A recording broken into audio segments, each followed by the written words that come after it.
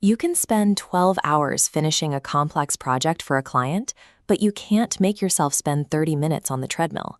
You show up for everyone else day after day, yet you consistently miss the very workout you promised yourself. This gap between your professional reliability and your personal struggle creates a specific type of frustration. Most high performers look at this inconsistency and conclude they simply lack the willpower to succeed on their own terms. Take the example of a runner who never missed a single practice while on her high school track team, but now finds it impossible to run solo. Her ability didn't change, but the environment did. Standard just do it advice fails because it treats discipline as a universal character trait rather than a response to specific conditions. Repeatedly failing to meet these personal goals destroys your self-trust. You begin to believe that your nature is the problem rather than the tools you're using. This friction indicates a mismatch between your behavioral wiring and the strategy you've chosen to change it. Author Gretchen Rubin argues that habit formation follows a predictable, hardwired logic. In her view, behavior isn't driven by our varied personalities, but by a mechanical system of responses. Her framework, called the Four Tendencies, functions as a diagnostic tool. It identifies the specific gears that determine why we act in some situations and stall in others. This graph charts the single variable that dictates how you move through the world, how you respond to expectations. The y-axis tracks outer expectations, while the x-axis tracks inner ones. Outer expectations include work deadlines and requests from family.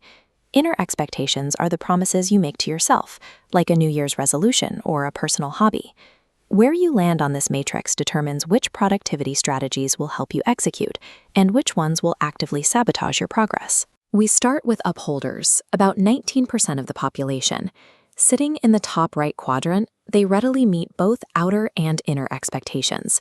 Upholders are self-directed, meeting a boss's deadline and their own wake-up call with equal commitment. They thrive on schedules, without outside supervision. This efficiency creates a trade-off: rigidity. Upholders often struggle to adapt when plans change at the last minute. Because execution comes simply to them, they're the primary authors of the productivity industry, designing systems that assume everyone else can just decide to be disciplined. The largest group is the obliger, 41% of the population. They reliably meet outer expectations, but struggle with inner ones, finding it impossible to keep personal promises. This imbalance causes burnout. Pushed too hard, they reach obliger rebellion, abruptly refusing to meet any expectations altogether. If you are an obliger, an upholder-style solo planner is hardware you aren't wired to run. You cannot will yourself into internal accountability. For 41% of people, internal discipline is simply a faulty engine that won't turn over. Your drive must come from external fuel. Questioners, 24% of the population, sit top left, meeting only logical expectations.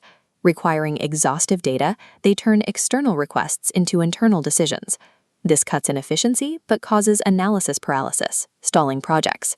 At work, this constant questioning creates friction with managers expecting unquestioning compliance. The rebel occupies the final quadrant, representing 17% of the population.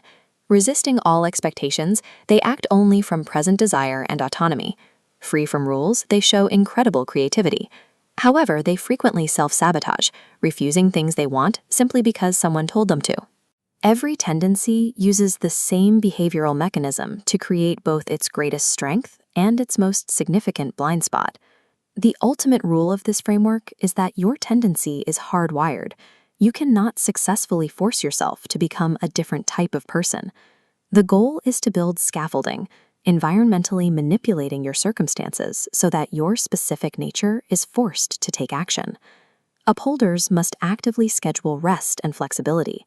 Without these as rules on the calendar, they risk damaging their health and their relationships through overwork. Obligers should stop trying to find internal motivation.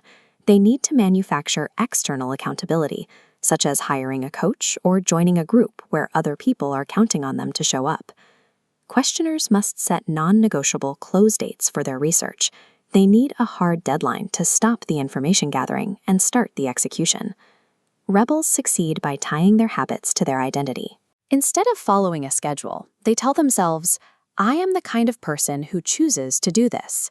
This frames the habit as an act of freedom rather than a rule.